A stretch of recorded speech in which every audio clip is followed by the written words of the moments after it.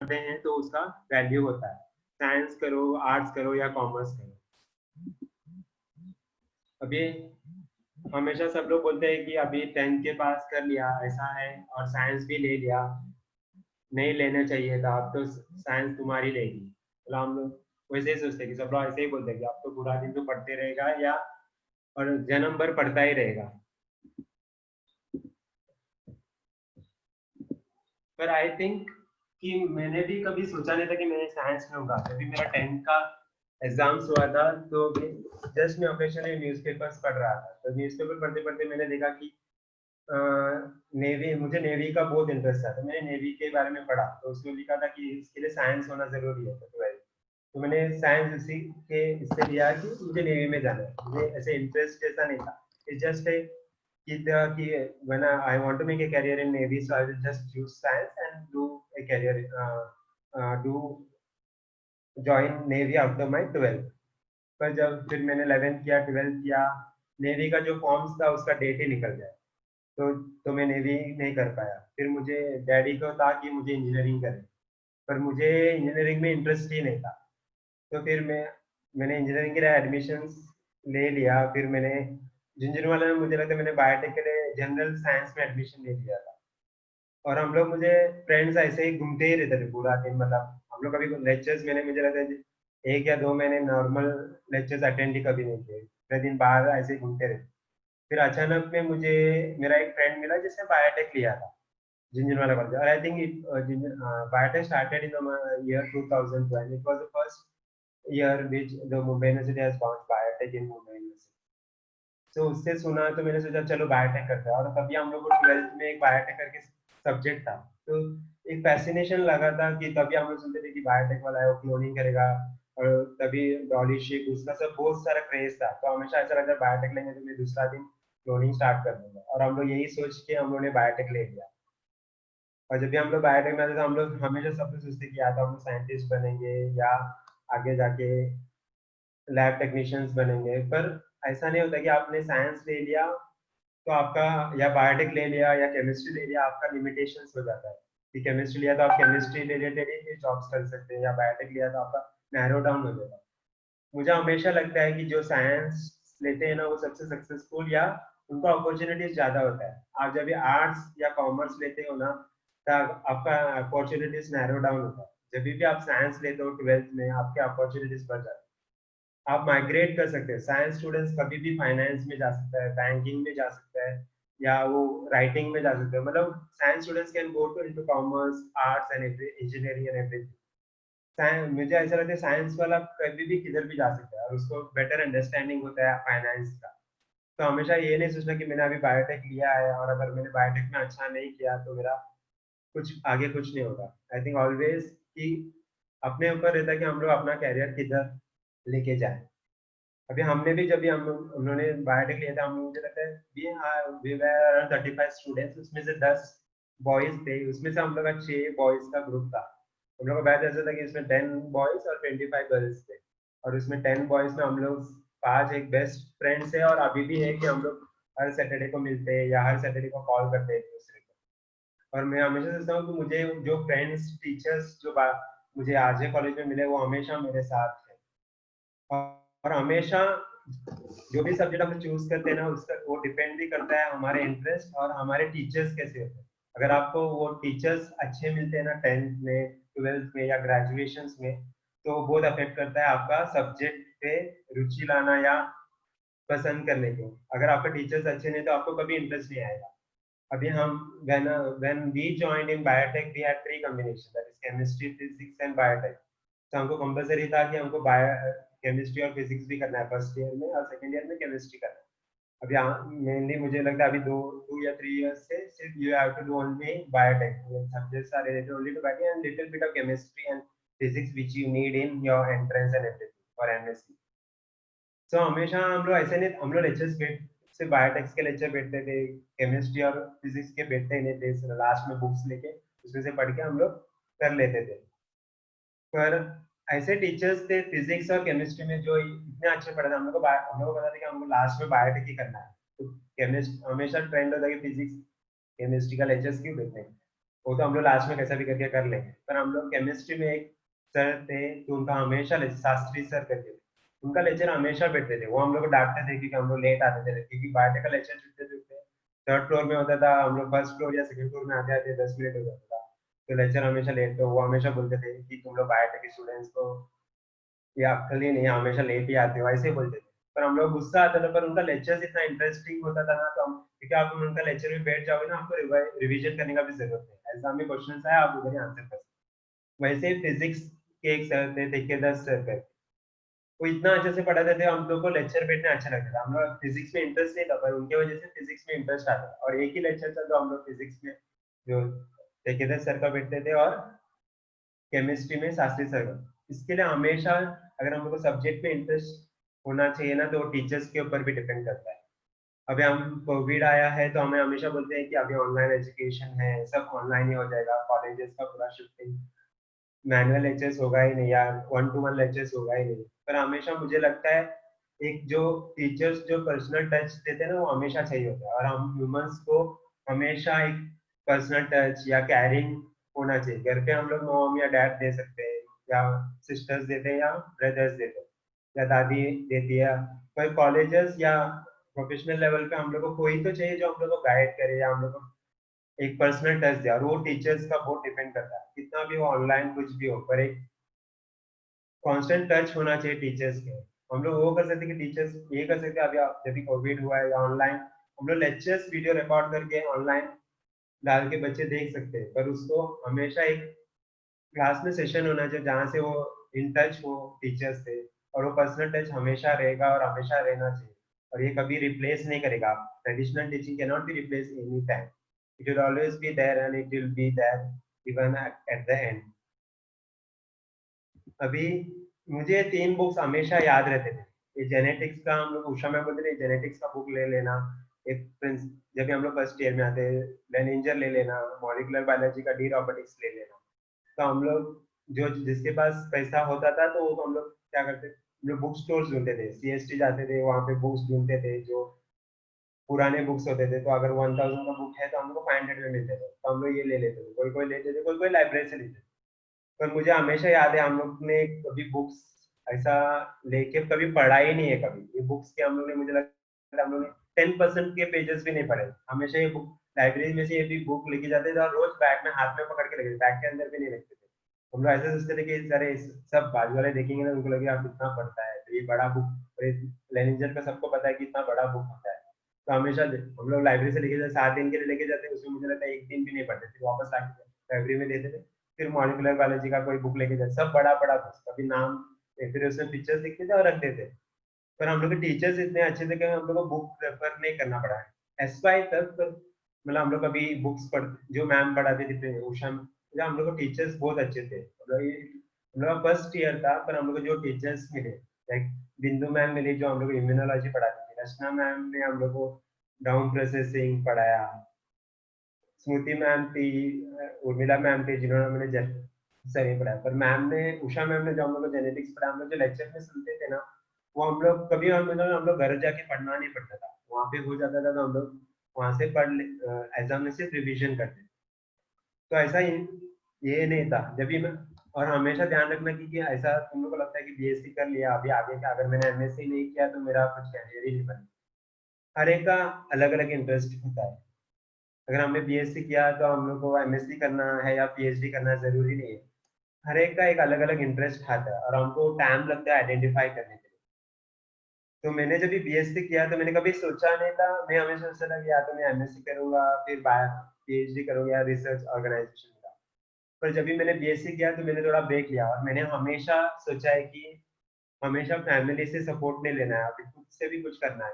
तो मैंने हमेशा जब भी मैं 8th स्टैंडर्ड में था, तो मैं सीनियर पीजी स्टूडेंट्स को क्लास लेता था, ट्यूशंस लेता था। फिर मैं जब 11th या 12th में था, ट्यूशंस के बाद में मेरे फैमिली डॉक्टर थे, वहाँ पे जाके मैं कंपाउंडर का जॉब करता था। और हमेशा सोचना कि कोई भी जॉब छोटा नहीं होता है, सब जॉब से आपको कुछ ना कुछ सीखने मिलता था। तो मेरे को जब भी मैं कंपाउंडर का जॉब करता था, तो मुझे इंटरेक्शन होता था, अलग अलग जो पेशेंट्स आते थे उनके साथ इंटरेक्शन, उससे, और मैंने डॉक्टर से ड्रेसिंग कैसा करना है वो सीखा मैंने। तो हमेशा कोई भी का छोटा नहीं, और वो कुछ ना कुछ आपको सिखा के जाता है। और हमेशा अपने जॉब के साथ हमेशा पेरेंट्स के ऊपर डिपेंड मत रहे, या तो उनको पॉकेट मनी के फीस समझो डैडी ने भर दिया या मॉम ने भर दिया, तो भी पॉकेट मनी के लिए कुछ ना कुछ तो क्लासेस या छोटा सा ट्यूशन लेना। और यहाँ हमेशा कुछ सिखाता है, या स्टूडेंट्स आपको कुछ सिखाते हैं, या छोटे बच्चे भी है ना कभी कभी आपको सिखाते हैं, आप उनको सिखाते हो ना तो उससे ज्यादा आपको सीखने मिलता है। तो हमेशा याद रखना कि कोई भी जॉब छूटा नहीं है। और हमेशा याद रखना कि अगर तुम्हारे पास पैसा नहीं है या डैड मॉम डैड बहुत गरीब है, तो हमेशा ध्यान रखना बीएससी के बाद डायरेक्ट एमएससी करना जरूरी नहीं है। अब बीएससी करके थोड़ा टाइम रुक सकते हैं, 2 या 3 साल जैसे मैंने रुका, फिर उसके बाद जॉब कर सकते, उसके जॉब करके फिर एमएससी कर सकते हैं। फिर या मेरे फ्रेंड ने ऐसे, और हमेशा ऐसा सोचना कि बीएससी करने के बाद बायोटेक करना, अगर मुझे एमबीए करना है तो डायरेक्ट एमबीए करना।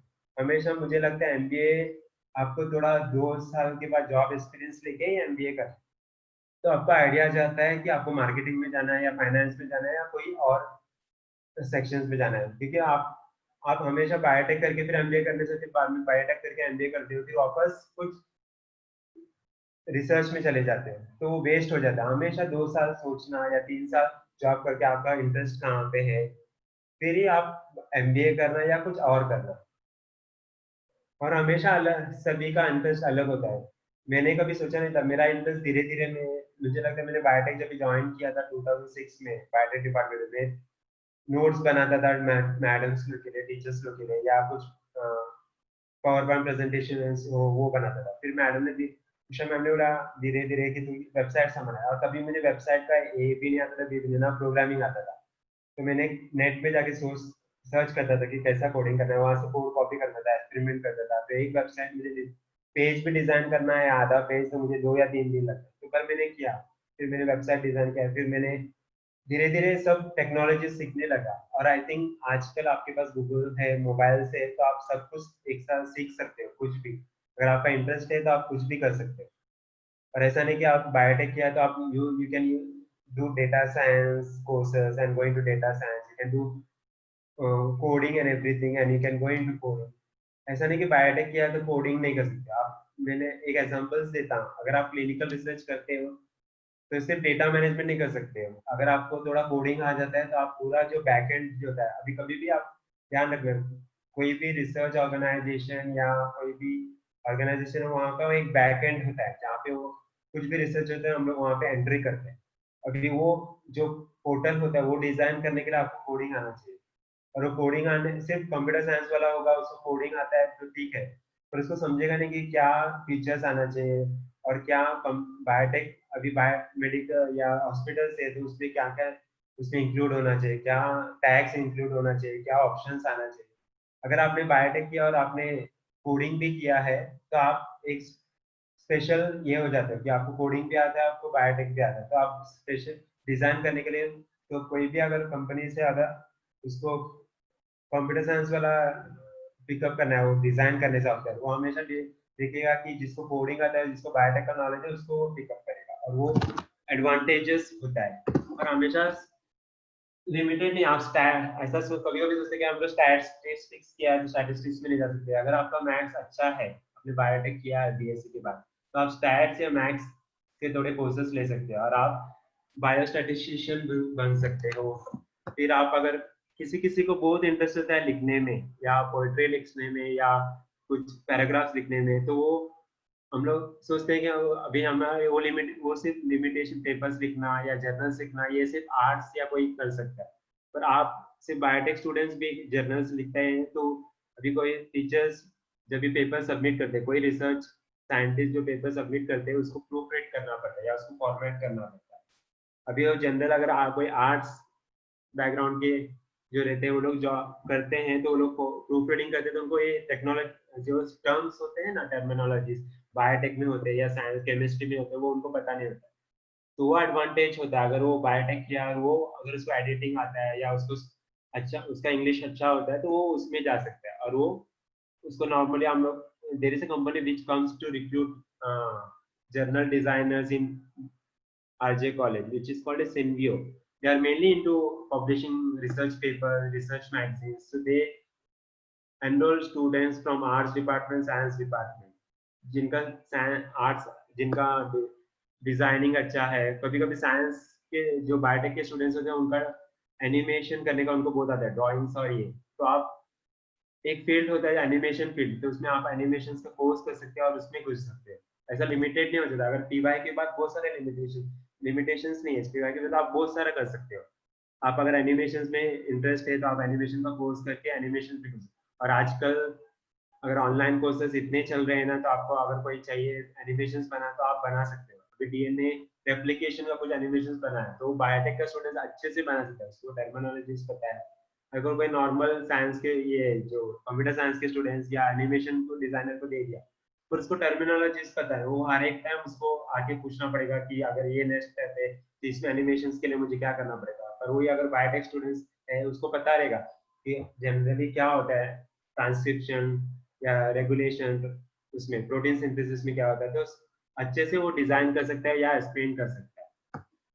और किसी को टीचिंग में इंटरेस्ट है, जो जब 11-12 होता है या उनके ग्रेजुएशन में जो पढ़ाते रहते हैं, तो वो बीएससी के बाद खुद का कोर्सेज डिजाइन करता है। There are many online courses which allow teaching like Coursera, Udemy, जहाँ पे आप खुद का कोर्स डिजाइन कर सकते हो। एज खान एकेडमिक्स है तो जहाँ पे आप बायोटेक आपको thoroughly आता है या केमिस्ट्री आता है तो आप उसमें जाके एनरोल कर सकते हो और खुद का डिजाइन कर सकते हो। और मुझे लगता है आजकल तो आपको यूट्यूब है, टिकटॉक है, टिकटॉक में आप छोटे छोटे वीडियोस इतने अच्छे बनाते हैं ना स्टूडेंट्स, तो आप वैसे ही बायोटेक रिलेटेड छोटे छोटे 10 या 15 मिनट्स के आप वीडियोस बनाए, आप फेमस हो सकते हो, वहां से भी आप रेवेन्यू कमा सकते हैं। यूट्यूब है जहाँ पे आप वीडियोस खुद का, अभी आजकल तो सब लोग कुकरी शोज कुकिंग का वीडियोस डालते हैं, तो आप बायोटेक का कुछ एनिमेशंस बना के वहाँ पे वीडियोस डाल सकते हो, खुद का चैनल क्रिएट कर सकते हो और अर्निंग कर सकते हो। तो उसकी तरह आपका कैरियर लिमिटेड नहीं हो जाता है, तो आप कुछ भी कर सकते हो आपका एंड में। Hello hello. Yes, DP, we can hear you. DP, yeah. तो हमेशा ध्यान रखना कि हम लोग लिमिटेशंस हमेशा सोचना नहीं, आप धीरे धीरे आगे जाते हैं ना तो आपको समझ में आता है आप आगे क्या कर सकते हो। और हमेशा ध्यान रखना कहीं भी आप जॉब ज्वाइन होते हैं जॉब पे, हम लोग क्या लगता है अभी मेरा ये जॉब डिस्क्रिप्शन होता है, एक जॉब डिस्क्रिप्शन होता है, तो मेरा काम है कि मुझे खाली लैब होगी, लैब का टेस्टिंग करना है, ये टेस्टिंग। तो ऐसा नहीं कि आप हमेशा ध्यान रखना कि दूसरा क्या करता है वो देखना, या कोई क्यूए में है, अगर आप लैब टेस्टिंग में और एक क्यूए में कोई डिपार्टमेंट है, हमेशा अपना जॉब के बाद थोड़ा क्यूए के इधर जाना, वहाँ पे कोई होगा तो उसको पूछना, मैं यहाँ पे खाली बैठ के देख सकता है कि आप क्या कर रहे हो। हमेशा दूसरा भी कुछ सीखने के लिए ट्राई करना। मैंने हमेशा ट्राई किया कि मैं प्लेसमेंट में था ना या मैं वेबसाइट डिजाइनिंग में, तो मैं हमेशा इंजीनियर्स आते थे ना तो लोग कंप्यूटर ठीक करना थे, अगर मेरा कंप्यूटर खराब होता या कुछ नहीं चलता तो मैं हमेशा देखा वो लोग क्या करते थे, तो मुझे अगली बार डिपेंड नहीं रहना पड़ता था कि उनके पास कॉल करना। अभी उनको कॉल कर, अगर कंप्यूटर खराब हो गया तो फिर और 1 या 2 दिन रुको जब तक वो फ्री होगा, उसके बाद वो कंप्यूटर रिपेयर करेगा या कुछ इशू। तो हमेशा आप उनको ऑब्जर्व करना, वो लोग दूसरे क्या करते हैं, तो आप कभी दूसरे पे डिपेंडेंट नहीं रहोगे। और हमेशा जो दूसरा जॉब करता है उसका थोड़ा एनालाइज करना, या कभी क्या होगा समझो कि वेगा वो पर्सन एब्सेंट है उनसे और कुछ अर्जेंट उनको काम करना है आपकी जो कंपनी है, तो आप तभी आप पिचिंग कर सकते हो। और हमेशा आपको बहुत देखेगा कि इसको ये क्यूए भी आता है, ये सिर्फ लैब टेस्टिंग में था पर इसको क्यूए कैसे आता है, तो आपका जॉब प्रोस्पेक्ट्स और कैरियर ग्रोथ बढ़ जाता है। तो हमेशा लिमिटेशन नहीं रखना चाहिए कि मेरा जॉब है तो मैं यही करूंगा, एक बाउंड्री बना के नहीं रखना चाहिए, हमेशा दूसरे या कुछ सीखना चाहिए। और हमेशा ध्यान रखना कि जब भी तुम ज्वाइन करते हो ना तो धीरे धीरे हम लोग का टच चला जाता है सीखने में, तो हमेशा ध्यान रखने का हमेशा अपना। और यही टाइम होता है उसके, एक बार शादी होता है या एक बार कैरियर आगे चला जाता है ना तो आगे टाइम नहीं मिलता है, तो हमेशा अपना सैलरी में से अराउंड 10 या 20% रखना बाजू में पढ़ाई के लिए, कुछ कोर्सेरा कर लेना, सर्टिफिकेशन करना। और हमेशा ध्यान रखना कि कोई भी सर्टिफिकेट कोर्सेस सिर्फ सर्टिफिकेट के लिए नहीं करना। अगर वो हमेशा हमारा ट्रेंड क्या रहता है, अगर अरे ये कोर्स तो मैंने देखा है कोर्सेरा में पर इसमें सर्टिफिकेट ही नहीं है तो क्या यूज है, मैं नहीं करूँगा। पर हमेशा वो कोर्स का क्या कंटेंट है और वो आगे जाके यूज होने वाला है क्या, हमेशा वो सोचना, हमेशा सर्टिफिकेट के लिए नहीं भागना। कभी कभी आप लोग बिना सर्टिफिकेट के ही बहुत कुछ सीख सकते हैं, तो हमेशा ध्यान रखने की कोई भी कोर्स है, कोई भी चीज है वो सीख लेना। मार्केटिंग है तो मार्केटिंग सीख लेना, मार्केटिंग का कोई कोर्स है और वो हमेशा एडवांटेज होता है। कहीं ना कहीं आपको एक बीच में 30 या 40 इयर्स के बाद आपको एक कैरियर पाथ आता है ना, वहाँ पे आपको सबकी जरूरत पड़ती है। मार्केटिंग, फाइनेंस, तो हमेशा फाइनेंस का कोई छोटा कोर्स कर लेना, मार्केटिंग का कोर्स कर लेना, हमेशा वो कभी ना कभी तो यूज होगा। तो हमेशा ध्यान रखना कि लिमिटेशंस नहीं रखना, बाउंड्री बना के नहीं रखना कि मुझे ये है तो मैंने बाहर किया तो यही सीखूंगा, आगे कुछ नहीं करूंगा। तो हमेशा अपना लिमिटेशंस बढ़ा देना और नए नए कोर्सेज सीखना। और हमेशा ये नहीं सोचना कि आईटी के रिलेटेड जॉब्स हमको नहीं मिलेंगे। अभी डेटा साइंस के कोर्सेज रहते हैं और वो बिगिनिंग कोर्सेज से इंटरमीडिएट कोर्सेज होते हैं। तो बीएससी के बाद आप जॉब कर रहे हो, क्लिनिकल स्टडीज या डेटा मैनेजमेंट कर रहे हो तो, या लैब में वर्क कर रहे हो तो धीरे धीरे आप डेटा साइंस सीख सकते हो, क्योंकि आगे जाके हमारे पास रिसर्च के लिए साइंटिस्ट बहुत है, पर वो डेटा जो एनालाइज करने के लिए चाहिए वो कम लोग हैं।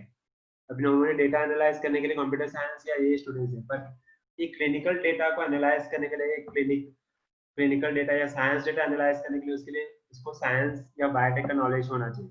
तो हमेशा अगर आपने कोई कोर्स डेटा साइंस का कोर्स किया तो एक बार नॉर्मल पहले फुल फ्लेज कोर्स नहीं करना, एक बिगिनर्स कोर्स करना, देखना कि तुम्हें आ रहा है क्या, या कोडिंग सीख रहा है, कोडिंग आ रहा है, वो उससे आपको पता चलेगा आपका ये कैपेबिलिटी क्या है। फिर उसके बाद फाइनल बड़ा जो हायर लेवल कोर्सेज होता है, हमेशा जाना नहीं कि 40,000 का कोर्स है या आईआईटी का कोर्स है तो मैं कर लूंगा। मैं ये भी नहीं बोलता कि अभी हमारे कॉलेज के पास क्लिनिकल स्टडीज है, डेटा मैनेजमेंट, हॉर्टिकल्चर है, मैं नहीं बोलता अपना कॉलेज का कोर्सेज अच्छा है। हमेशा कोई भी कोर्स ज्वाइन करते हो ना, तो हमेशा वो कॉलेज का वेबसाइट या ये देख के ये नहीं होना कि यार इधर लिखा है कि इधर 100% प्लेसमेंट है, यहाँ पे 10 साल से कोर्स चल रहा है, या कोर्स कंटेंट कैसा है। हमेशा उसका कोर्स कंटेंट देखना, कौन पढ़ाता है, और हमेशा जो एक्स स्टूडेंट होते हैं ना उनसे फीडबैक लेना। कोई भी हो, कोई भी अपना कॉलेज हो, कोई भी एमबीए का कॉलेज में अगर तुम एडमिशन लेते हो या एमएससी के लिए एडमिशन लेते हो, वहाँ पे कभी भी वेबसाइट या कोई भी इस पर डिपेंड नहीं करना, क्योंकि आजकल ऐसे है कि सर्च एंड ऑप्टिमाइजेशन होता है। अगर मेरा वेबसाइट में अगर एक जन भी विजिट नहीं करता है ना, मेरे पास इतना टेक्नोलॉजी है कि मैं वो वेबसाइट अगर सर्च करूँ एमएससी बायोटेक तो मेरा कॉलेज फर्स्ट दिखेगा वो कोर्स के लिए, और सब फ्लावरी लैंग्वेज के साथ उसमें दिख जाएगा। तो हमेशा हमको लगता है गूगल में जो फर्स्ट आया ना, तो वो सर्च में जो फर्स्ट आया वो अच्छा कॉलेज है, ऐसा नहीं। हमेशा स्टूडेंट्स का फीडबैक लेना कोर्स के लिए, एक स्टूडेंट्स होते हैं उनसे मिलना, या अगर आप तुम लोग कॉलेज विजिट करते हैं तो वहाँ पे पूछना कि आपका एक स्टूडेंट्स का किसी का नंबर मिल सकता है क्या, मुझे खाली थोड़ा इन्फॉर्मेशन लेना। तो हमेशा डिपेंडेंट नहीं रहना कि वो कोर्स कॉलेज का इंफॉर्मेशन और वेबसाइट या कोई सोशल साइट के ऊपर, हमेशा डिपेंड करना कि वहाँ कॉलेज का प्लेसमेंट्स क्या है, और प्लेसमेंट से तो वो बेटर आपको स्टूडेंट्स देंगे जो एक्स स्टूडेंट्स बताएंगे।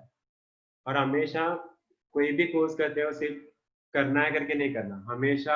और हमेशा देखना कि बीएससी करने के बाद आप लोग सेल्फ सफिशिएंट हो, पूरा टाइम पेरेंट्स के ऊपर डिपेंड है।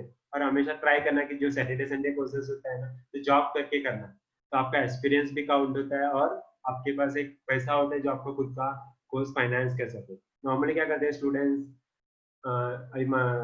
कोर्सेज ज्वाइन करते हैं, फिर मंडे टू फ्राइडे कुछ नहीं करते, घर पे ही बैठे। मुझे ऐसा लगता है कि हमेशा एक जॉब ले लेना, एक बीएससी के बाद अगर तुमको एमएससी भी करना है ना, तो 2 या 3 मंथ्स के लिए जॉब लेना है, तो आपको सीखने को मिलता है। फिर अगर एमएससी में एडमिशन मिला तो जॉब छोड़ के एमएससी कर लेना। पर हमेशा बीएससी करने के बाद आपको जो मिलता है ना टाइम, हमेशा जब भी जॉब प्लेसमेंट आता है, अगर टीसीएस होने तो, अगर आपके रिलेटेड भी नहीं है पर वो बोलता है कि बीएससी एलिजिबल है, तो आप ज्वाइन हो जाना। 3 या 4 महीने के लिए तो जॉब कर सकते हो ना, जब तक आपका एमएससी का एडमिशन नहीं होता है। तो थोड़ा आपको एक्सपीरियंस मिल जाता है, और वहाँ का जो ट्रेनिंग होता है ना फर्स्ट डे का, उनका एक इंडक्शन प्रोग्राम होता है, और वो इंडक्शन प्रोग्राम इतना अच्छा होता है, वहाँ पे आपको एटिकेट सिखाते हैं कि क्या आपको कैसे प्रेजेंट करना है, कैसे बात करना है, कैसे लिफ्ट में जाते हैं तो आपको कैसे बात करना है, लिफ्ट में कैसे, और आप मीटिंग्स में जाते हो तो कैसे प्रेजेंट कैसे करना है, वो सब आपको वो लोग 1 महीना में सिखाते हैं।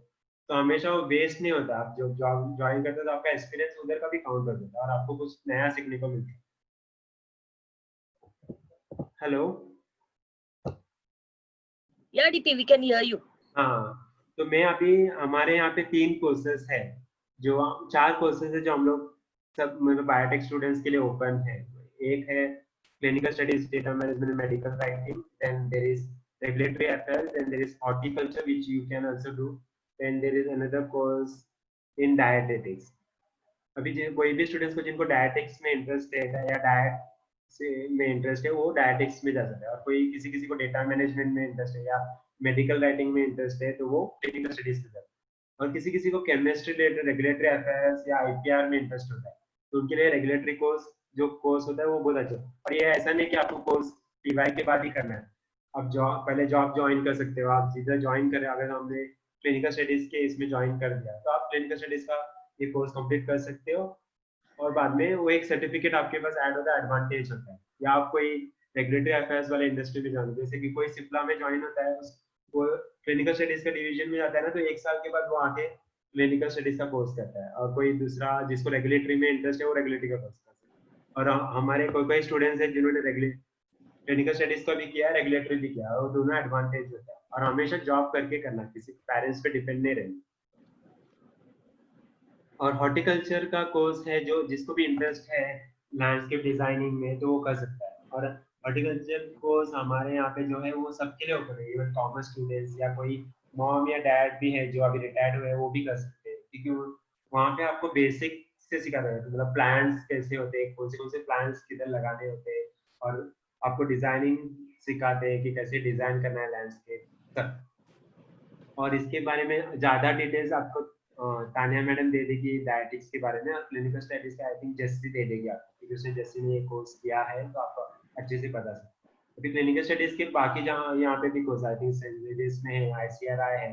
अभी आईसीआरआई में यही कोर्स आपको 1.5 लाख में मिलेगा। तो एक फ्लावरी बोलते हैं ना, उनको एक लैपटॉप दे देंगे आपको, पर वही कोर्स यहाँ पे 35,000 में है। तो और सिर्फ सैटरडे संडे आप करके कंप्लीट, और उसका वेटेज वही एक ही होता है। डिप्लोमा कोर्सेज आप कहीं से भी करो, कोई भी डिप्लोमा कोर्सेज करो, आपको वेटेज वही होता है। सिर्फ अगर आप एमएससी इन क्लिनिकल रिसर्च या आगे पीएचडी करते हो उसका एक अलग डिग्री का एडवांटेज होता है। पर आप पोस्ट ग्रेजुएट डिप्लोमा या सर्टिफिकेट कोर्सेज कोई भी करो वो सेम एडवांटेज सेम होता है। तो हमेशा ये देखना कि फीस कितना है और उसका वर्थ है कि वो कोर्स करने में। हमेशा जब भी कोर्स सेलेक्ट करते हो तो पहले कोर्स का एक टॉपिक सेलेक्ट करना, फिर वो कंपेयर करना ऑनलाइन जाके कि उसका अलग अलग इंस्टीट्यूट्स है वहाँ पे उसका प्राइसेस क्या है। प्राइस के बाद देखना कि उसका सब्जेक्ट कंटेंट क्या है, फिर सब्जेक्ट कंटेंट के बाद कौन वो कोर्स, यहाँ इंस्ट्रक्टर्स कौन होते हैं, ये सब डिपेंड करना, फिर ही ये कोर्स करना। अगर आईआईटी ये कोर्स करता है तो ऐसा नहीं कि वो आईआईटी का कोर्स बहुत अच्छा है। हमेशा देखना कि कोर्स कंटेंट क्या है, फीस क्या है, वो वर्थ है क्या, और उसका जो जो कोर्स पढ़ाने वाला है उसका डेजिग्नेशन वो इंडस्ट्री एक्सपर्ट है क्या। और उसका हमेशा है ना, कोई भी कोर्स का एक ये होता है रिव्यूज। जैसे भी हम लोग अमेजोन में शॉपिंग करते हैं ना, तो हमेशा हम लोग डायरेक्ट वो ऑर्डर नहीं करते, हमेशा उसका रिव्यूज पढ़ते हैं, लोगों ने क्या रिव्यूज दिया है, फिर रिव्यूज के ऊपर हम लोग वो प्रोडक्ट ऑर्डर करते हैं। वैसे ही कोर्सेज का भी आजकल कोई भी कोर्सेज देखोगे ना तो उसके अंदर रिव्यूज होता है, या आप स्टूडेंट से पूछ सकते हो, फिर ही वो कोर्स सेलेक्ट करते हैं। Ma'am thank you. Yeah, DP. There are few questions. हाँ Pooja Gupta has asked, Sir, can you please explain us in general how the placement process in the college starts and the companies that come to our college for biotech students? Normally the placement normally starts in the month of August, but for biotech students क्या होता है ना, अभी TCS, Capgemini वो सब क्यों आते हैं, क्योंकि यहाँ पे मास में उनको स्टूडेंट्स मिलते हैं। बायोटेक स्टूडेंट्स का मेनली क्या है ना, कंफ्यूजन अभी भी मुझे लगता है सबको कंफ्यूजन है। उसको टीवाई के बाद जॉब नहीं करना है, उसको सबको एमएससी करना है, सबको पीएचडी करना है। तो इंडस्ट्रीज को भी पता रहता है कि उनको अगर विजिट करता है कैंपस में तो उसको 1 या 2 स्टूडेंट्स मिलते हैं, वो भी ज्वाइन नहीं होते, दूसरे दिन निकल जाते हैं थोड़े 1 महीने के बाद। तो हमेशा वो रुक के रिक्रूटमेंट करते हैं नॉर्मली। पर विप्रो एक कंपनी है जो रिक्रूटमेंट के लिए आता है, तो आप हमेशा सोचते हैं कि विप्रो है तो क्यों जाना है विप्रो में, या टेक महिंद्रा है क्यों जाना है, उसमें बायोटेक के स्टूडेंट्स को सेलेक्ट करते हैं। हमारे बहुत सारे स्टूडेंट्स हैं, मुझे लगता है मैम बताएगी 2-4-5-6 स्टूडेंट्स हैं जिन्होंने विप्रो ज्वाइन किया और वो अभी बहुत अच्छा कर रहे हैं। कि विप्रो में भी आज ऐसा नहीं कि आईटी में आप जाओगे तो आपको वापस सीखना पड़ेगा, वो लोग सब ट्रेनिंग कराते हैं। विप्रो में आजकल सर्विसेज है जो बायोटेक रिलेटेड सर्विसेज है, जो अभी बहुत सारे, क्योंकि बहुत सारे बायोटेक डिविजन है ना, उनके पास डेटा कलेक्शन होता है पर उसको सॉल्व करने के लिए कोई होता नहीं, या रिसर्च एमआईटी जैसे इंस्टीट्यूट्स है उनके पास रिसर्च डेटा बहुत है पर उसको एनालाइज करना वो क्या करते हैं, विप्रो या इनको आउटसोर्स करते हैं, या कोई भी हॉस्पिटल्स होता है वो उनको आउटसोर्स करते हैं, या कोई फार्मास्यूटिकल कंपनीज होता है उनका डेटा होता है वो नॉर्मली आउटसोर्स करते हैं, वो विप्रो या कोई भी टेक महिंद्रा ऐसे कंपनीज में आता है। और वहाँ पे आप उनको बायोटेक या साइंस स्टूडेंट्स चाहिए रहता है जो डेटा एनालाइज कर सकते क्या प्रॉब्लम सॉल्व करता है। और आजकल सर्विस इंडस्ट्रीज ग्रो हो रहा है, तो बहुत सारे उनके क्वेरीज होते हैं या डॉक्टर्स, अभी यूएस यहाँ पे डॉक्टर्स होते हैं ना, तो वो लोग प्रिस्क्रिप्शन लिखते हैं और वो प्रिस्क्रिप्शन हमको ट्रांसक्राइब करना होता है, या तो उनका हैंड राइटिंग में लिखा है वो हमको टाइप करने सेंड करना पड़ता है। तो एडवांटेज तो वो विप्रो या टेक महिंद्रा वो सब करते हैं, तो वहाँ पे आपका जॉब्स मिलने का चांसेस होता है। और ये साल भी मुझे लगता है टेक महिंद्रा और विप्रो ने और टीसीएस ने भी बायोटेक के स्टूडेंट्स को लिया, और उनका ऐसा क्योंकि उनको जरूरत पड़ रहा है, ऐसा नहीं कि सिर्फ लिमिटेशन कॉमर्स स्टूडेंट्स या साइंस स्टूडेंट्स जो नॉर्मल बेसिक साइंस है वही टीसीएस को मिला सकते, आप भी जा सकते हैं। और फाइनेंस में भी आप जा सकते हो। और बहुत सारे अभी क्या अभी जनरली बायोटेक के लिए there are I think companies like just a second. HUL is the first company which has come for recruitment this year. They have just collected the data this year, sent the data of chemistry students. I also asked them whether they are interested in biotech students. So they told we will just confirm with the HR and let you know. So just HUL has also started coming into campus because अभी सब companies को क्या लगता है campus में आएंगे, क्योंकि इन्फोसिस और ये सब उनको कैंपसेस में आ रहे हैं, क्योंकि इंजीनियरिंग स्टूडेंट्स या जो आईआईटी स्टूडेंट्स होते हैं ना उनको पेमेंट आपको 1 या 2 लाख पे करना पड़ता है, या इंजीनियरिंग स्टूडेंट्स को।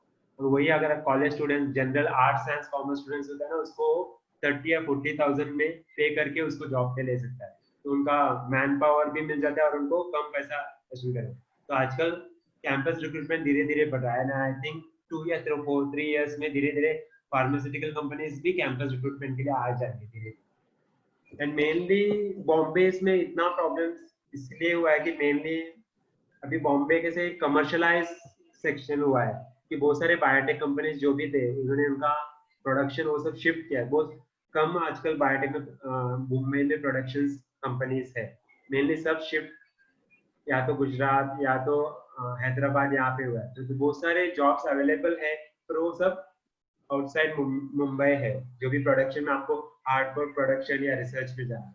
यहाँ पे बहुत सारे लिमिटेशंस हुए क्योंकि मेनली बॉम्बे कमर्शलाइजेशन सेंटर्स हुआ है, यहाँ पे सिर्फ सर्विस इंडस्ट्री और कमर्शलाइजेशन, पर यहाँ पे रिसर्च इंस्टीट्यूट है, आईसीएमआर है या हॉस्पिटल्स है, वहाँ पे भी आप अपॉर्चुनिटीज बहुत सारे हैं, आप इंडिविजुअली जाके देख सकते हो। ऐसा नहीं कि आप कैंपस प्लेसमेंट पे डिपेंडेंट। और हमेशा ध्यान रखना जब भी आप टीवाई में आते हो ना, हमेशा एक लिंक्डइन प्रोफाइल बना के रखना खुद का। और वो सिंपल है, आप वहाँ पे एक सेक्शन होता है, वहाँ पे आपको सिर्फ ऐड करना है आपका एजुकेशन, फिर आपका जॉब एक्सपीरियंस, आपका सर्टिफिकेशन, और हमेशा कोई भी एक सर्टिफिकेशन तो वहाँ पे ऐसा। और लिंक्डइन ऐसा एक साइट है, आप जैसे फेसबुक में जाते हो ना, जैसे फ्रेंड्स मिलते हैं, तो लिंक्डइन हमेशा ध्यान रखना, लिंक्डइन बना के रखना। तुमको जॉब करना है, आगे जाके प्रोग्रेस करना है, या जॉब ढूंढना है, बीच में जॉब चेंज करना है, क्योंकि लिंक्डइन एक बेस्ट वे जहाँ पे एम्प्लॉयर्स सर्च करते हैं। हमेशा ध्यान रखना कि जब भी लिंक्डइन साइट बनाते हो ना, एक बार बना दिया फिर उसको अपडेट नहीं करते हैं हमेशा। तो बोल रहा है जब भी मैं जॉब चेंज करूंगा या कुछ आएगा तभी मैं अपडेट करूंगा। पर हमेशा वो याद रखने, गूगल जो सर्च इंजन करता है ना, वो हमेशा उसको पहला जब भी कोई सर्च करेगा, कि लिंक्डइन में भी सर्च होता है, I want a person who has done MSc Biotech and who has 2 year experience in molecular diagnostics, तो वो लिंक्डइन में सर्च करेगा तो उसको इतने सारे प्रोफाइल्स दिखते हैं। अभी पर प्रोफाइल्स का प्रेफरेंस आता है, गूगल सर्च कैसा होता है, जो भी जहाँ पे भी डेट गूगल सर्च का जो प्रेफरेंस आता है ना, अगर आप लोग कुछ भी सर्च करते हैं, अमेजोन सर्च करते हैं या कोई प्रोडक्ट सर्च करते हैं, तो हमेशा वो फर्स्ट कैसे आता है वो डिपेंड करता है, एक तो वो साइट में कितने जन विजिट करते हैं, और दूसरा हमेशा वो साइट अपडेटेड होता है। अगर कोई साइट एक बार आपने बना दिया और अपडेट नहीं हो, वो कुछ भी आप सर्च करो वो हमेशा पीछे ही रहेगा, फर्स्ट रैंकिंग में नहीं आएगा। अगर आप अपडेटेड करते हो अपने साइट को, तो हमेशा वो फर्स्ट रैंकिंग में या सेकंड रैंकिंग में आएगा। तो हमेशा अपना लिंक्डइन प्रोफाइल को है ना अपडेट करते रहना। अगर आपके पास कुछ इंफॉर्मेशन नहीं है अपडेट करने के लिए, तो हमेशा क्या करना है, जो आपका एक इनिशियल सेंटेंस हमेशा लिखते हैं हम लोग हमेशा सीरीज में लिखते हैं, पर उसका हम लोगों को हमेशा मतलब पता नहीं रहता है। 2 सेंटेंस लिखे, I am interested in, I would be interested in career, और फिर आगे कुछ ब्ला ब्ला ब्ला ऐसा लिखते हैं, और उसका मतलब कभी कभी ऐसे वर्ड्स यूज करते हैं जिसका मतलब हमें भी पता नहीं था। हमेशा ध्यान रखना कि सीरीज में वर्ड्स ऐसे यूज करना जिसका आपको क्या बोलते हैं मीनिंग पता है। तो हमेशा इंटरव्यू हमेशा आपका सीवी देखता है और उसमें से क्वेश्चंस पूछता है, और वो सेल्फ एक्सप्लेनेटरी होता है। तो हमेशा ऐसा वर्ड्स यूज नहीं करना जो आपको नहीं आता है। बुक्स का भी आप हमेशा लिखते हैं, मैं नॉवेल्स पढ़ता हूँ। अगर बुक्स पढ़ते भी नहीं रहे हो तो भी लिखते हो कि हॉबीज कुछ नहीं है तो मैं नॉवेल्स लिख देता हूँ। तो हमेशा वो पूछेगा नॉवेल्स कौन से पढ़ते हैं, तभी आपके पास कुछ बोलने के लिए नहीं होता। तो हमेशा अगर आपको नहीं, आप नॉवेल्स पढ़ते हो तो मत लिखना। अगर आप क्रिकेट देखना अच्छा लगता है तो वो हॉबीज में देखो। ऐसा नहीं कि आपको कंपलसरी है कि नॉवेल्स ही लिखना है या रीडिंग बुक्स लिखना है, ऐसा नहीं है। तो हमेशा तो लिंक्डइन प्रोफाइल हमेशा अपडेट करने की जरूरत नहीं। क्या करना, हमेशा 1 या 2 दिन में जाके ना फुल स्टॉप डाल देना एक एंडिंग में, सेंटेंस में उसको बीच में कॉमा डाल देना, उसको निकाल देना, फिर दूसरा दिन आके वापस उधर फुल स्टॉप डाल। तो क्या होता है, कंप्यूटर को भी एक, वो भी एक प्रोग्राम है, कंप्यूटर प्रोग्राम है। तो क्या करते हैं, ये रोज साइट अपडेट करो। उसको पता नहीं कि आपने खाली कॉमा या फुल स्टॉप डाला है, उसको खाली पता है कि आपने अपडेट किया है आपका लिंक्डइन प्रोफाइल। तो हमेशा 2 या 3 दिन में फुल स्टॉप डालना, कॉमा एक बार फुल स्टॉप निकालना, फुल स्टॉप डालना एक बार निकालना, तो आपका हमेशा लिंक्डइन प्रोफाइल अपडेटेड रहेगा और हमेशा सर्च इंजन में फर्स्ट या सेकंड इसमें रहेगा। Hello. Also, I would like to add here, LinkedIn, in the LinkedIn, you can search for your senior friends. तुम्हारे senior friends को तुम search करके you can become friends with them. So that if anything, any opportunity is there, they are going to put it on LinkedIn and you can see it on your profile. और LinkedIn में एक feature है जहाँ पे आपका CV तो automatically उधर बन जाता है, तो आपका अलग से सीवी भी अटैच कर सकते हो, पर वो हमेशा शायद, तो आप अभी कैसे कोई भी आप जनरल साइट में जाते हो, वहाँ पर वेबसाइट में जाना पड़ता है, फिर वहाँ पे यूजर आईडी बनाना पड़ता है, फिर वहाँ पे डिटेल्स फिल करना पड़ता है। पर बहुत सारे आजकल जो भी साइट्स होते हैं ना, इंटरनेशनल साइट जहाँ पे जॉब एप्लीकेशन जाना पड़ता है, तो वहाँ पे लिंक्डइन का ऑप्शन होता है। तो हमेशा आपको वो पूरा डिटेल्स डालने की जरूरत नहीं है। आपने लिंक्डइन अटैच लिंक्डइन प्रोफाइल कर दिया ना, तो पूरा आपका डिटेल्स वहाँ पे फिल हो जाता है, आपका एजुकेशन डिटेल्स ये सब। तो हमेशा एक हैंडी हो जाता है लिंक्डइन प्रोफाइल आपने बना के रखा, और हमेशा अपडेट कर। तो कोई भी साइट्स में आप अप्लाई कर रहे हो या बीच में आपको जॉब चेंज करना है, तो आप जाके वहाँ पे लिंक्डइन प्रोफाइल अटैच कर सकते हो। और आजकल सब जो भी रिक्रूटमेंट साइट्स होता है, कोई भी कंपनीज का साइट होता है, वो लिंक्डइन प्रोफाइल पूछता है। तो आप या तो आप लॉगिन पूछे, या तो लिंक्डइन प्रोफाइल से आप लॉगिन करके पूरा आपका सीवी सेंड हो जाता है। तो आपका 1 मिनट में आपका सीवी सेंड हो जाता है। और लिंक्डइन में एक ऑप्शन है जॉब्स का, जहाँ पे आप जॉब्स मिलता है वहाँ पे अप्लाई कर सकते हो। और उनका इजी अप्लाई करके ऑप्शन होता है, जहाँ पे सिर्फ सिंगल क्लिक में आप वो जॉब पर अप्लाई कर सकते हो। और वो आपका जॉब प्रोफाइल भी मैच करता है, क्योंकि आप की स्किल्स, मतलब आपका जो भी की स्किल्स है ना, वो हमेशा अपडेट करना। अगर आपने माइक्रोसॉफ्ट ऑफिस का कोई कोर्स किया है, आप माइक्रो बायोलॉजिकल टेक्निक्स होता है उसमें अपडेटेड होता है, एचडीएस पेजी, मॉलिक्यूलर टेक्निक में आप अपडेटेड हो, तो वहाँ पे जो स्किल एक्सपर्टीज है ना, वहाँ पे वो वर्डिंग सब डाल देना। तो वो क्या करते हैं, कोई भी जॉब होता है ना जहाँ पे लिंक्डइन में पोस्ट करते हैं, तो उसके साथ मैच करता है। तो अगर आपका 10, अगर वो रिक्रूटर है या कोई कंपनी, उसने 10 स्किल्स जरूरी है वो डाला है, तो लिंक्डइन ऑटोमेटिक प्रोफाइल मैच करता है कि ये पर्सन का प्रोफाइल है ना, इसमें 10 स्किल्स आपने डाला है, उसमें से 7 प्रोफाइल्स मैच करता है। तो ये बेटर प्रोस्पेक्टिव एम्प्लॉय है जो आपके लिए। तो हमेशा लिंक्डइन प्रोफाइल अपडेट करना, और उसका एक्सपर्टीज में जो भी टॉप स्किल्स है ना, वहाँ पे अपडेट करना। और आजकल लिंक्डइन में बहुत सारे कोर्सेज भी है जो आपके सर्टिफिकेट्स अटैच कर, कोर्सेरा जो भी कोर्स करते हैं वहाँ पे, वो लिंक्डइन में आप उसका आईडी या नंबर डाल के अटैच कर सकते हो। तो एक बार आपने सीवी किसी को सेंड किया, तो उस पूरा आपका सर्टिफिकेट से लेके पूरा डिटेल्स चला जाता है। तो आपको अलग से सर्टिफिकेट से अटैच नहीं करना पड़ता या सीवी अटैच नहीं करना। DP, can you guide these students with respect to how to make a good CV? या मैम, हमेशा सीवी आना, कोई भी ऐसा नहीं कि आपको बीएससी किया ना तो उसका सीवी एकदम हाई-फाई होना चाहिए, या ना आपके पास जॉब एक्सपीरियंस होता है तो आपका सीवी 1 या 2 पेज का हो ही नहीं सकता। नॉर्मली सीवी शॉर्ट होना चाहिए और एकदम सिंपल होना चाहिए, जो आपका इंटरेस्ट है वही डालना चाहिए। पहले आपका नाम आएगा, फिर आपका एजुकेशनल क्वालिफिकेशंस आएगा। हमेशा अपना एजुकेशन क्वालिफिकेशन सेकंड में लिखना। हमेशा आपका नॉर्मली क्या करते हैं स्टूडेंट्स, अपना पर्सनल डिटेल्स पहला लिखते हैं, एज, फिर डेट ऑफ बर्थ, फिर पेरेंट्स का नाम क्या है, फिर मेरे घर पे कितने भाई बहन हैं। एम्प्लॉयर्स को वो अभी इंटरेस्ट नहीं है, उसको हमेशा आपका क्वालिफिकेशन पहला देखेगा सीवीज में, उसको वो इंटरेस्ट बाद में आएगा, आपका पास पासपोर्ट है क्या, वो सब। और हमेशा ध्यान रखने का, जब भी आप टीवाई कंप्लीट कर देते हो ना, अपना पासपोर्ट बना के रखना। मेनली क्या होता है, आप जॉब्स ज्वाइन करते हो और कभी कभी अपॉर्चुनिटीज आता है आपको यूएस या यूके जाने के लिए, और तभी आपके पास पासपोर्ट रेडी नहीं होता है, फिर आप भागते हो, फिर तत्काल में बना जाओ, और कभी कभी होता नहीं है, फिर आपका वो चांस चला जाता है। तो हमेशा जब भी टीवाई कंप्लीट करते हो तो पासपोर्ट के लिए अप्लाई कर लेना, और आजकल ऑनलाइन अप्लाई कर दो तो शायद ये 10 डेज में पासपोर्ट आ जाता है, सिंपल है आपको सब ऑन। और आजकल तो सब स्टूडेंट्स को सब कुछ आ जाता है, मुझे लगता है फेसबुक और ये सब तो आता है, तो आपको पासपोर्ट का एप्लीकेशन करने में कोई टाइम नहीं लगेगा। और हमेशा पासपोर्ट हैंडी रखना कभी भी, और हमेशा पासपोर्ट नंबर का, खाली पासपोर्ट नंबर आपका सीरीज में हमेशा मेंशन करना, हमेशा सीरीज। और आपका एजुकेशनल क्वालिफिकेशन ऐसा नहीं कि पहले 10 12 पे ग्रेजुएशन करना, हमेशा जो आपने रीजन किया, रीजन क्वालिफिकेशन है ना आपका, बीएससी किया है तो बीएससी पहले आए, फिर 12 फिर 10, या एमएससी किया या कोई कोर्स किया है और कोई कोर्स कर रहे हैं तो वो भी डालना, एजुकेशनल क्वालिफिकेशन भी डालना और अपीयरिंग डालना। अगर एमएससी कर रहे हो तो एमएससी पार्ट 1 कंप्लीटेड है, एमएससी पार्ट 2 अपीयरिंग, तो सीवी अगर आप टीवाई भी कर रहे हो ना तो सीवी बना के रखना, खाली बाद में अपडेट कर देना उसको। और इसमें आपका, और हमेशा ध्यान रखने का कि अभी तुम लोग ईमेल आईडीज बनाते हो ना कभी कभी, तो ईमेल आईडीज खुद के नाम का नहीं बनाते हो कि बचपन में अभी तुम लोगों ने 10th या 12th फेसबुक के लिए ईमेल आईडी जीमेल आईडी बना दिया, तो किसी का MIG19 लव यू 19 ऐसा ईमेल आईडीज होता है। अभी तुम लोग जब भी टीवाई में आते हैं ना, थोड़ा प्रोफेशनल ईमेल आईडीज बनाना खुद का नाम का, मतलब अजय कुमार 194@gmail.com, और वही ईमेल आईडी उधर मेंशन करना। और हमेशा अपना मोबाइल नंबर चेंज नहीं करना है, अभी तो नंबर पोर्टेबिलिटी है तो ना मोबाइल नंबर चेंज करने की जरूरत ही नहीं। तो हमेशा सीरीज में वो मोबाइल नंबर डालना जो आपका अपडेटेड हो और वो आपके पास हो। पेरेंट्स का ईमेल मोबाइल नंबर नहीं देना, तो रिक्रूटर पेरेंट्स को फोन करेगा या उसका लगेगा नहीं, फिर वो ड्रॉप करेगा। और कोई भी फर्स्ट रिंग में नहीं उठाएगा ना तो बाद में कंसिडर, इसको तो इंटरेस्ट नहीं है तो फोन ही नहीं उठाते तो मैं इसको जॉब क्यों दूं। तो हमेशा जो अपडेटेड ईमेल आईडी है वो मेंशन करना। और हमेशा तुम लोग फेसबुक कैसे रोज अपडेट चेक करते हो वैसा मेल्स अपना हमेशा चेक करते रहना रोज शाम, ऐसा नहीं कि पूरा दिन में चेक करते रहो, रोज शाम को 8 या 9 बजे एक बार चेक कर लेना मेल।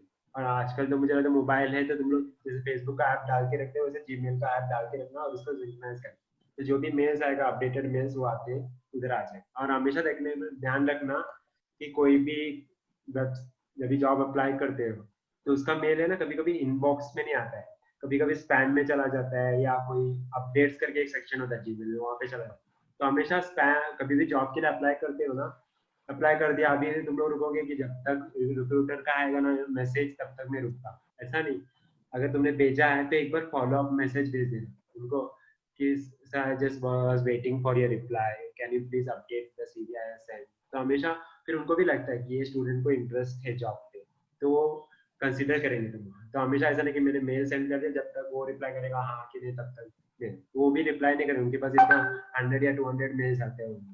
पर अगर तुम लोगों ने एक कवरिंग लेटर या लिखा अपडेट की what is the status of my mail send for the some profile of assistant manager या असिस्टेंट रिसर्च असिस्टेंट, तो हमेशा इंक्वायर करो या फोन करना अगर फोन नंबर होता है, तो उनको भी ऐसा लगता है ये पर्सन को जेन्युइनली वो इंटरेस्टेड है ये जॉब में।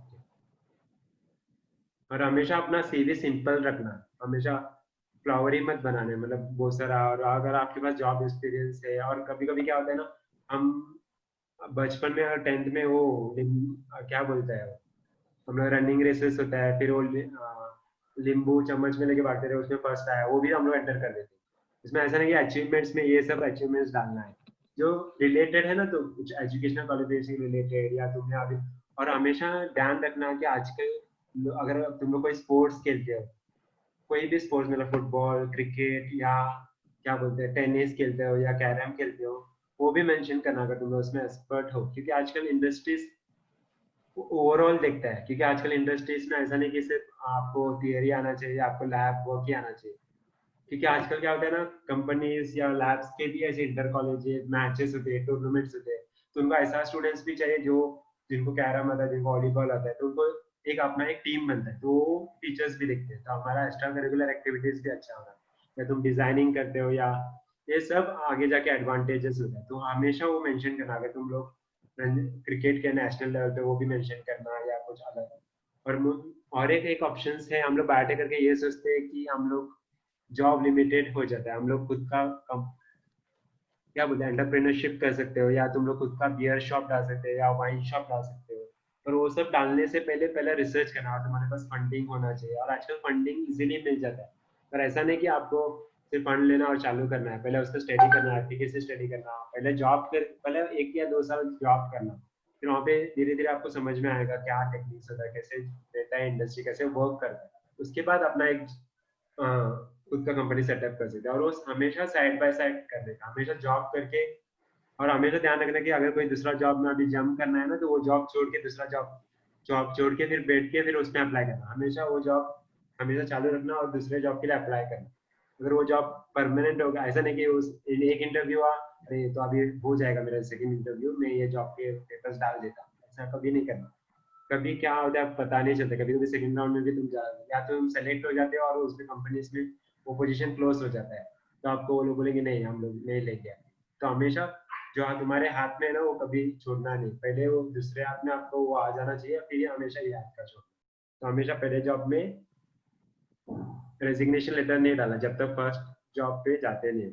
एक बार वहाँ का से सब कुछ कंफर्म हो गया, एचआर से कंफर्म किया, सब कुछ कंफर्म किया, तो ही ये दूसरे जॉब में अपना paper start. Ma'am Thank you so much, DP, Yeah. for solving, I think, most of the problems that they had in their mind. Our next speaker for the session has already joined in. 1 minute. Special thanks to DP. Yeah. A very big round of applause. Yeah, And DP, I think this session, you little bit that biotech, you also made it very specific, but you gave some very, very, very valid tips ki what the employers are looking at. So we will have your session for the general final year students. So a very big round of applause for Devi Prasad Shetty. Very proud to have him as a placement officer. Thank you so much, DP. Thank you, ma'am. Yeah, I would now request Smriti to introduce Avinash. Avinash, welcome. Welcome, Avinash.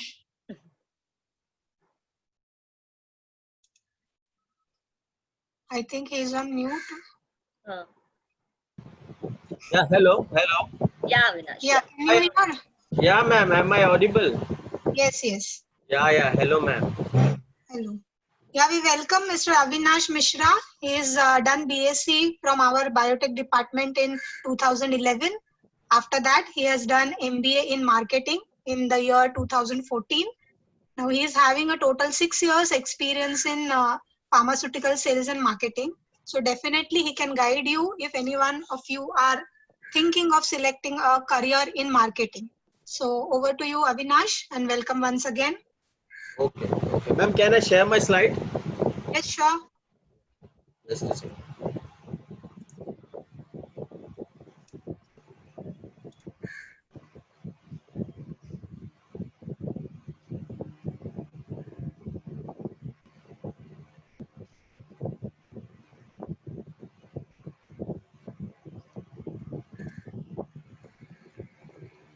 So guys, till the time I share my slide, am I audible? Yes. Yeah. So yeah, just a second.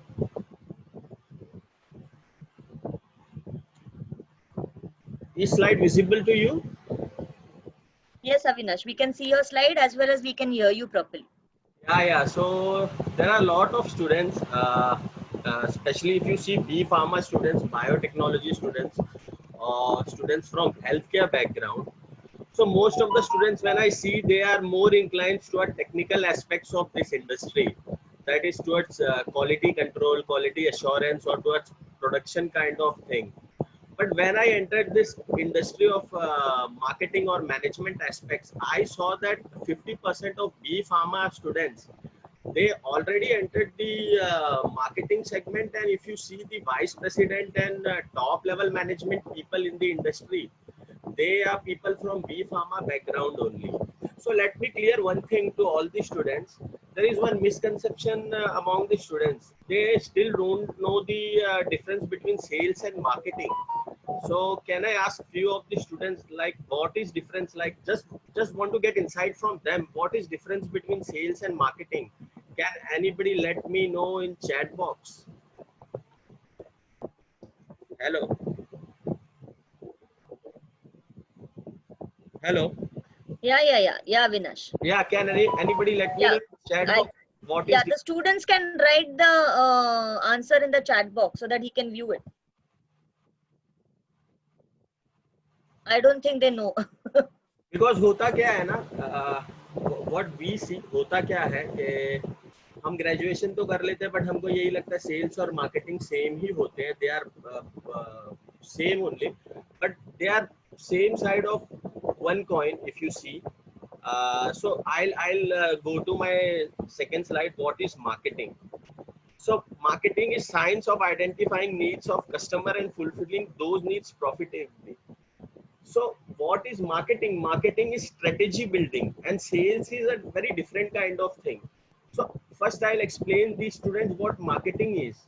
Nowadays, if you see the company organization in which I am working, I am currently working in Novartis. The vice president in Novartis, she's a lady, and so many people have inhibition that a girl can't enter a marketing field, but there are a lot of females those who are working in marketing.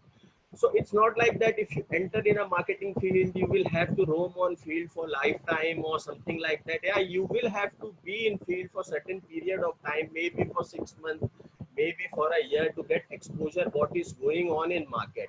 But at the end of the day, when you do your MBA and when you get core knowledge what is going on in market, then they will definitely absorb you in the upper level of management, wherein you would be developing strategy, wherein you would be developing uh, uh, fundamental aspects which would be implemented by sales force, which will definitely drive the business for the organization.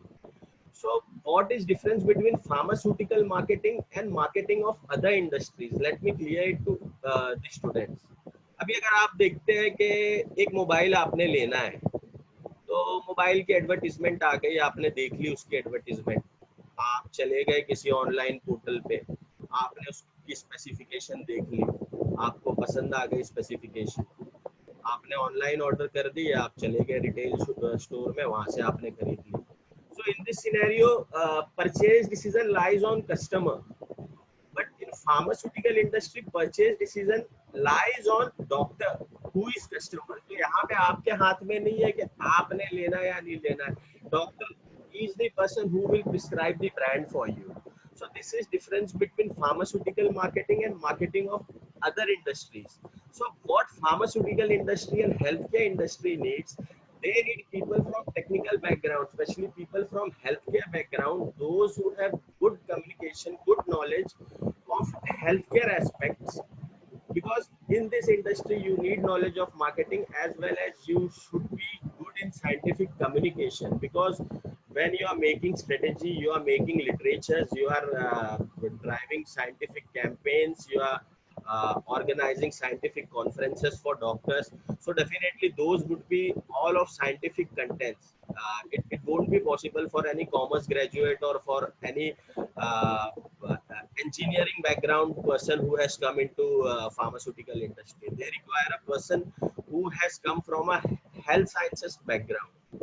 So I just want to clear it to you that many people have inhibition that I don't want to get into marketing or something like that.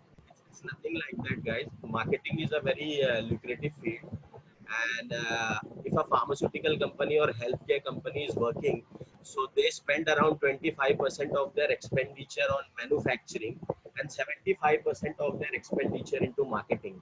So you can realize like to what level they spend on marketing and to what level they can go to build their brands. Like so I am clear till this slide, guys. Hello. Yes, Avinash. Yeah. Any questions till now? किसी को कोई questions है तो Avinash, we will take the questions at the end so that your session can be uninterrupted. They can type the question in the chat box. At the end of your talk, we will get back to these questions. या तो मैंने यहाँ पे example दिया है. Hello. Yes, go on. तो मैंने यहाँ पे एग्जांपल दिया है कि like marketing is management of science of identifying needs and fulfilling those needs profitably. So मैंने यहाँ पे एग्जांपल दिया है, it's related to health care industry. Like latest need is vaccine against coronavirus. So suppose we get a vaccine against coronavirus. So what we get vaccine against coronavirus, we need a good marketing plan also to market that vaccine. That vaccine should reach to the target audience. That vaccine, if suppose a organization, that organization patents that vaccine, so that vaccine costs, Avinash, just a moment, can I interrupt? The slides are not visible. they are not visible. Yeah.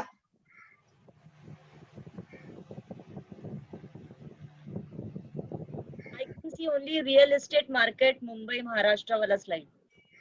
No, ये क्या कर रहे हो? हाँ. Now they are visible, ma'am. No, not yet. No. And now, ma'am. The same slide is there on the screen. Same real estate kind of slide. हाँ, वही है, Yeah. वही दिख रहा है. Just a second, ma'am.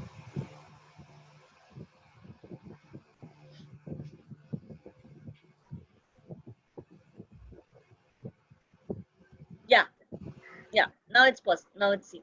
Yeah. So, ma'am, I get brief Perfect. introduction about marketing. Yeah, good. So, suppose an organization manufacture a vaccine against coronavirus. So, what is role of marketing in that? So, role of marketing is very big in that. More than manufacturing, I can say. Like, what should be pricing of that vaccine? And apart from that, how should promotion of that vaccine should be done? What should literature of vaccine should be done? What kind of conferences should be done? What kind of press media releases should be done? And what kind of advertisement campaigns should be done? Whether it should be digital marketing, whether it should be social media marketing, what kind of marketing campaign should be done, so that people should become aware that such organization has come up with coronavirus vaccine. So marketing plays a very big role. Even if you manufacture a particular drug, or if you patent a particular drug, so if that drug should reach to a particular customer, that drug should reach to a particular doctor. So to influence a doctor, you need a particular market plan, and in pharma industry, a particular market plan is very essential. And like other industries which are marketing driven, pharmaceutical industry, which was earlier very much sales driven, now it is becoming more of marketing driven. So let's go to another slide. Like I gave you example of corona vaccine. So terms which are used in marketing. So marketing is a very broad concept. Sales and marketing both are different domains of organization which work closely with each other. So as I told you, marketing is there, public relations is there. Recently we got one press release from Serum Research Institute of from Mr. Poonawala, wherein he told that if we develop a vaccine against coronavirus, then we won't patent it. So he did it, it was public relations. He did it to enhance the image of his organizations, so that it will create a goodwill of his organization in people's image. So that is also a marketing. Nowadays, companies are doing corporate social relationship. They, like, for example, Tata organization, they donated around 1,500 crore rupees. So how that come into media? That came into media through public relation firm. So what that did to Tata? That did to Tata organization, it improved the Tata organization's image in the market. And now public, they are seeing Tata as a very social friendly organization. तो ये सारी चीजें करनी पड़ती है to improve the image in the market. So these are the things which marketeer does. Then advertisement, as I told you. What is branding? Now if you take example, there are n number of vaccine brands available in market. Influenza की बहुत सारी vaccine brand है, vaccine है बहुत सारी, but सबके brands name अलग है. तो आप एक ब्रांड को दूसरे ब्रांड से डिफरेंशिएट कैसे करोगे? उसके लिए स्ट्रेटेजीज क्या बनाओगे? उसके लिए आप लिटरेचर क्या बनाओगे? उसके लिए आप साइंटिफिक कॉन्फ्रेंसेस क्या करोगे? वो सारे ब्रांडिंग में आते हैं. अब इसके लिए आपको वैसे ही लोग चाहिए जिनको साइंटिफिक नॉलेज हो, जिनके साइंटिफिक कंसेप्ट क्लियर है. वो लोग नहीं चाहिए आपको जो कॉमर्स बैकग्राउंड से आ जाए और फिर वो सोचे कि उनकी मार्केटिंग नॉलेज अच्छी है, they have good marketing knowledge. But in pharmaceutical industry they require guys those who have good marketing knowledge as well as good scientific knowledge. That's why they prefer guys from healthcare background. So I hope I'm clear with my concept till this slide. Hello. Yes, you can move on. So as I told you, what is difference between sales and marketing? So sales is when you're face to face with a customer, convincing a person to buy your product. And marketing is like collection of decisions you make about market that leads to a successful sales. So marketing is basically development of strategy, and sales people implement that strategy on field. So without a good strategy, you cannot succeed in the market. So if you see any organization, Mr. Ratan Tata is not going on field and making sales. He is there sitting on the top ladder and he is making the strategy. Top level people are making the strategy, and sales people are going on the field and they are executing the strategy. So people, those who are making the strategy, they are into marketing, and people people those who are making the strategy, they are into marketing, and people those who are executing the strategy, they are into sales. But as I told you, both function work closely with each other, and sometimes people switch their roles. Marketing people go into sales and sales people go into marketing. Then as I told you, 4 P's of marketing earlier also: product, price, place, promotion. So, like I gave you example, suppose a coronavirus vaccine comes into market. So, how they would market it? First of all, your product should be good in quality, and its purity should be good as compared to competitors. Pricing should be good. It should be affordable, and it's depend on organization whether they want to adopt to premium pricing or they want to adopt to a very economical kind of pricing. Place, uh, whether they want to penetrate to remote places also, or whether they want to only keep it very niche in certain corporate hospitals. So there are certain products, like if you see certain medical device organizations like St. Jude's or Abbott medical devices. So their stents are only available nowadays in corporate hospitals, and generic stents are available in remote hospitals. So it's a place strategy altogether. And promotion, if you see in healthcare strategy, in healthcare industry, it's totally dependent on field force. It's totally dependent on literature, scientific conferences, and digital media. So let's go to another, like many students I see, many people I see. Even I was also confused. Not confused. Even I was clear that I want to go into marketing. But many people, almost 90% of people are confused whether they should go into research or they should go into marketing. So I would suggest that if you are more inclined towards technical aspect, you should go towards research. Both are good. Research is also good and marketing is also good. If you are good in technical aspect and you think that you can excel in those things, then definitely you should go there itself. Every person has their own caliber. So if you think that you can grow in that domain, you should opt for that domain. And I have listed that if you have completed your MSc or even BSc in biotechnology, then there are jobs available in QC, QA or production. Though your payment in start your pay would be around 15,000 per month. But once you grow in your career, then you will definitely, your pay will also increase. But you should also be passionate about your work, because passion is what matters the most. And second, like careers in marketing, and like I told you, if you are more inclined towards management aspect of healthcare industry, then you can opt for marketing. So sales you cannot avoid. You will have to work in sales for 2 to 3 years. You cannot avoid it. But if you work in a good organization, like I started my career with Sanofi, then I worked with Abbott, then I have recently joined Novartis, and before that I was associated with Pfizer. So doing sales with top multinationals is not a very tough task. You get good incentives, you are paid very well, and products are also very research products, monopoly products. Then super specialty product selling, very niche kind of product. Like I am working in Novartis now, so I sell a molecule called as valsartan sacubitril, which is used for heart failure patient, very niche kind of marketing. So there are medical devices also, wherein which is also a sales-driven industry. Then, as I told you, brand managers. Nowadays, a lot of people are moving towards being a brand manager in pharmaceutical industry. For this, what you require at least 6 months of experience into sales. Then, if you pursue your MBA in pharmaceutical management or your PGDM in pharmaceutical management, there are 2-3 good colleges in Mumbai. If you pursue from there, then definitely you can get into brand management or product management.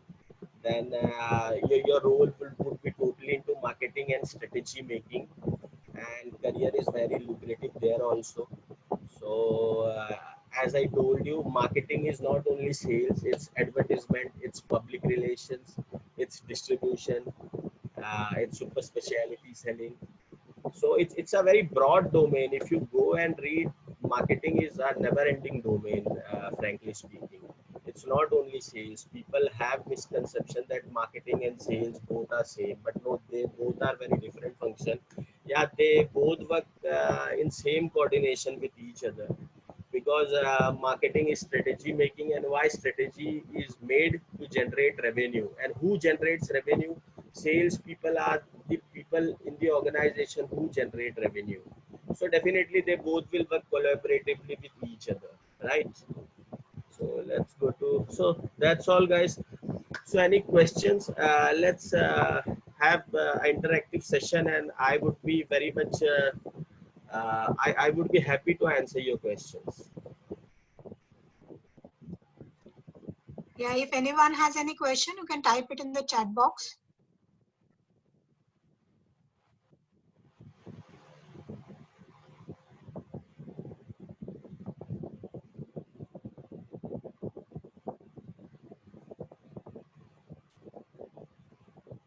I believe, ma'am, this is very new concept for these students, because they have, I don't think they have heard this concept before. See, there is one question for you. Is MBA in biotech after graduation a good option? Insha is asking. I would suggest you should do MBA in pharmaceutical management rather than doing MBA in biotech, because MBA in pharmaceutical management would help you to enter biotech industry also, as well as pharmaceutical industry also. And biotech industries are very limited nowadays, and pharmaceutical industries are wide in number. So why don't you enter a do MBA in pharma management, and you can also enter a biotech industry, no issues with that. So I would suggest, rather than, if you want to, if you have decided that you want to enter only healthcare industry, then rather than doing a core MBA, which I did, you should do your MBA in pharmaceutical management only. So there are good colleges in Mumbai, like there is NMIMS Institute of Management. So for that you have to give NMAT, and there is SIES College of Management Studies, very good college for pharmaceutical management. For that you have to appear for MBA CET. They offer PGDM in pharma management. So in case any person require any guidance, you can note down my number. You can get in touch with me. I can guide you, because many of my friends are brand managers nowadays in some organization. Those who have passed out from SIES college. So I would suggest that if you do your MBA from SIES college, it would be worth for money also, because NMIMS is charging around 20 lakhs for 2 years, and placement is at par with SIES. So why don't you go with SIES? Because I am a person who is very sales oriented person. So I would suggest, why don't go with SIES? And NMIMS is also a very good college, but it's also a very deemed university. SIES also offers PGDM, which is not affiliated to Mumbai University, but again it is AICTE approved. So, Okay, there is one more question for you. Can a biotech student have a good career in operations in an FMCG company? Yeah, definitely. You can have a very good career in operations in FMCG industry. Why not? If you do your MBA in operations, but for that you will have to opt for your general MBA, core MBA, which I say, and you need to first year would be entire subjects would be there. Final year would be specialization in operations. Then why not? You can go into each and every industry, whether it's FMCG or you can go into pharma industry also in operations. No issues with that. You just need an MBA degree in operations and you are ready to go into any industry into operations. Actually, Avinash, if all of us remember, you were such a shy guy when you were in college. Yeah, And then I can see your total transformation when you gave this presentation today. So you can definitely tell something about that. How did you work on your personality and communication skills, etc.? like ma'am, it was totally when I went, went into corporate. Then it was need of the hour to group To your. talk.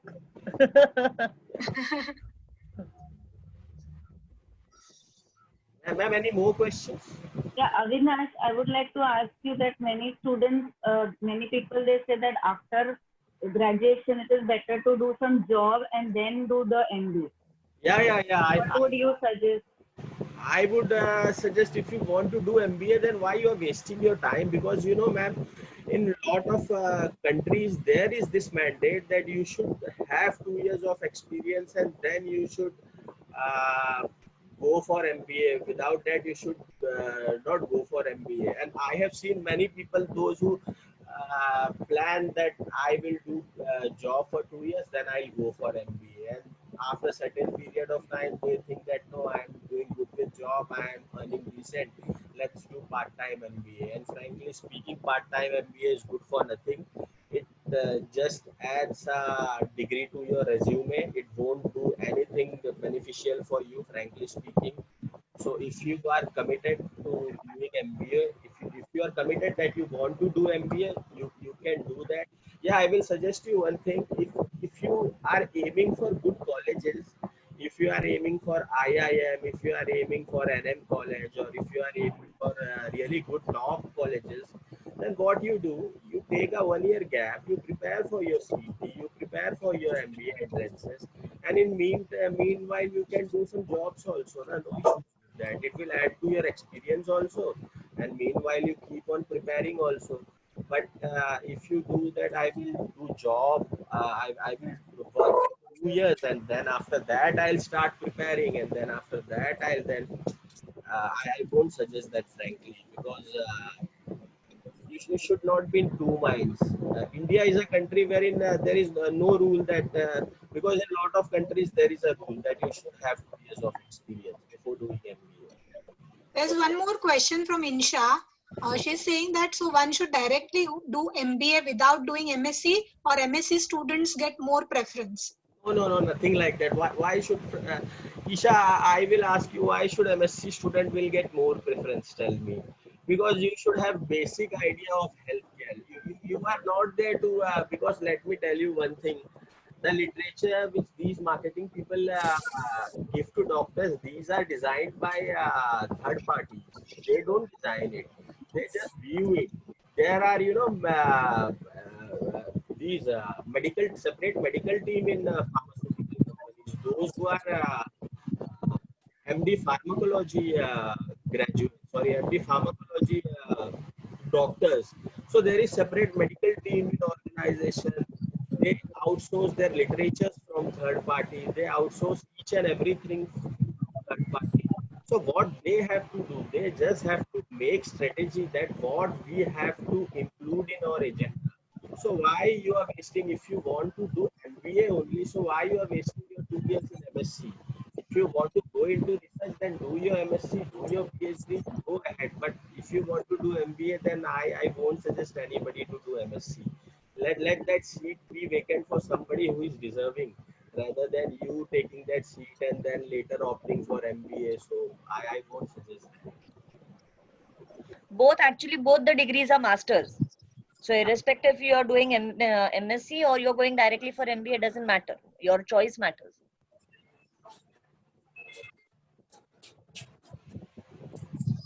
Anybody is having any other question? I think the questions are done. Yeah. Thank you very much, Avinash. Over to you, Sucheta ma'am. Yeah, thanks, Avinash. It was a great pleasure. Class. Yeah. Has anybody got questions? No. Yeah. My class is going on. It will end soon. Class. The webinar is going on. आता संपेल 5 मिनिटात. I kept it on loudspeaker. It's okay. It is just ending. Smita, you have unmuted your speaker. Yeah, thanks, Avinash. Yeah. It was a pleasure for inviting you for the webinar, and you being so generous, giving away your time to us, and helping the students out for choosing what is right for them. Because at this particular stage, they have a lot of confusions in their mind, whether to opt for this. There are so many options in front of them. So you coming in at the right time and guiding them, being a mentor to them and guiding them at the right time is very, very precious for them. So thank you so much. Avinash, we would like to see you. we will also At least we will virtually. also be there on the. Yeah, ma'am. Should I? No. We would like to see you in person. Just stop your video. Come to this. Stop the screen sharing, and you can switch on the video. Just a second, ma'am. Yeah, sure. Take your time.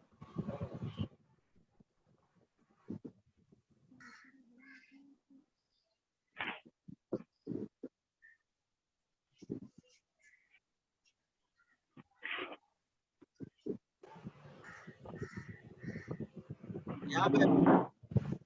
Yeah, good to see you. Ma'am, I have not cut my hair since long. I understand. इधर सब लोग घर में हजामती कर रहे हैं. Don't worry. We're so happy that you are here. Yeah, and you look great, Avinash. You look great, and you have made us really proud.